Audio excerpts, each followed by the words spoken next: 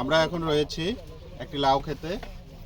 লাউ ফসল আবাদের ক্ষেত্রে কৃষক বিশেষভাবে কয়েকটা সমস্যায় পড়ে। তার মধ্যে অন্যতম হচ্ছে লাউয়ের যে চেহারা, এটা বাঁকা তেরা। এই বাঁকা তেরা হওয়ার কারণে কৃষক মার্কেট প্রাইস কম পায়, অর্থাৎ বাজারে বিক্রি করতে পারে না। তিনি দিশাহারা হয়ে বিভিন্ন ধরনের রোগ পোকামাকড়ের ঔষধ স্প্রে করে থাকেন।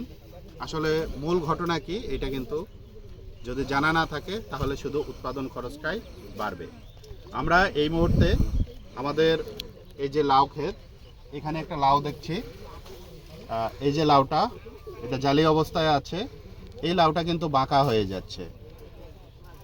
তো প্রাথমিক অবস্থায় এই যে বাঁকা হয়ে যাচ্ছে, এটার কারণটা কি?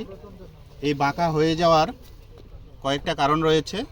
তার মধ্যে অন্যতম কারণ হচ্ছে এখানে যদি মাছি পোকার আক্রমণ ঘটে, অর্থাৎ মাছি পোকা ডিম দিয়ে যায়, ফুল ফুটে ডিম পেড়ে যায়, ডিম থেকে কীড়াগুলো যদি বের হয়ে যায় ভেতরে খেতে থাকবে এবং এটার চেহারা পরিবর্তন হয়ে যাবে, এবড়ো থেবড়ো হয়ে যাবে।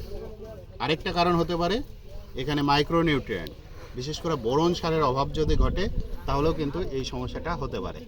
তো এটা আমরা যদি নিশ্চিত হতে পারি তাহলে প্রয়োজনীয় ব্যবস্থা গ্রহণ করতে পারবো।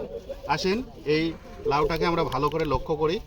এই লাউয়ের গায়ে যদি মাছি পোকার আক্রমণ থেকে থাকে তাহলে বিভিন্ন জায়গায় স্পট থাকবে বা ছিদ্র থাকবে। আমরা দুই একটা দেখতে পাচ্ছি, কিন্তু এটা আসলে মাছি পোকা কিনা সেটা আমাদেরকে আরেকটু নিশ্চিত হতে হবে। যদি কোথাও ছিদ্র থাকে, স্পষ্ট বোঝা যায়, তাহলে এটা নিশ্চিত যে মাছি পোকা। আর যদি সেটা বোঝা না যায়, আমাদেরকে এটা কেটে দেখতে হবে। এই যে ছোট লাউ, এটাকে আমরা একটু কেটে দেখব যে এটা আসলে কি কারণে এরকম হয়েছে। এটা যদি আমরা সরাসরি দুই ভাগে বিভক্ত করি তাহলে আমরা দেখব যে এটার কারণটা কি হতে পারে।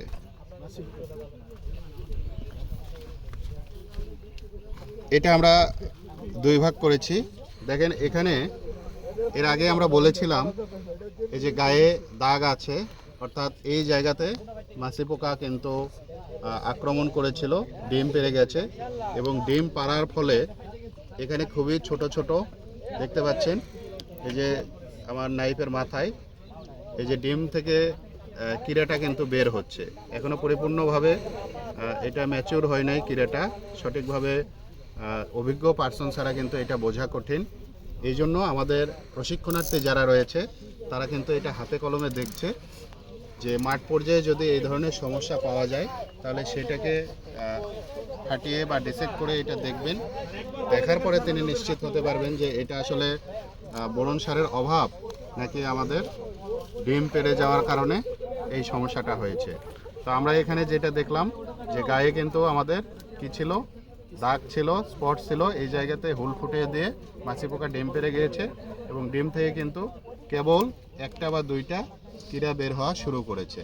তো সেক্ষেত্রে আমরা যদি মাছি পোকা নিয়ন্ত্রণের জন্য যে ব্যবস্থা রয়েছে, বিশেষ করে আমরা বলবো যে ফেরোমন ট্র্যাপ, এই ফেরোমন ট্র্যাপ যদি আমরা ব্যবহার করি তাহলে আমরা এখানে উপকার পাবো। এবং যে সকল কৃষক ভাইরা লাউ চাষ করবেন, আপনাদেরকে আগেই বলে রাখি যে লাউ গাছে যখন ফুল আসা শুরু করবে তখন থেকেই আপনারা ফেরোমন ট্র্যাপ দেবেন, তাহলে লাউয়ের এই বাঁকা তেরা হওয়ার সমস্যা থেকে আপনি মুক্তি পাবেন। আর যদি সেটা করে থাকেন তাহলে অনেক সময় এটা বোরন সারের অভাবের কারণে হয়। সেক্ষেত্রে সলুবর বোরন প্রতি লিটার পানিতে 1 গ্রাম পরিমাণ মিশিয়ে ভালোভাবে আমরা স্প্রে করে দেব, তাহলে এই বাঁকা তেরার সমস্যা থেকে মুক্তি পাবেন। লাউ ফসলের কোয়ালিটি ভালো হবে, আপনি বাজার মূল্য ভালো পাবেন। ধন্যবাদ সবাইকে।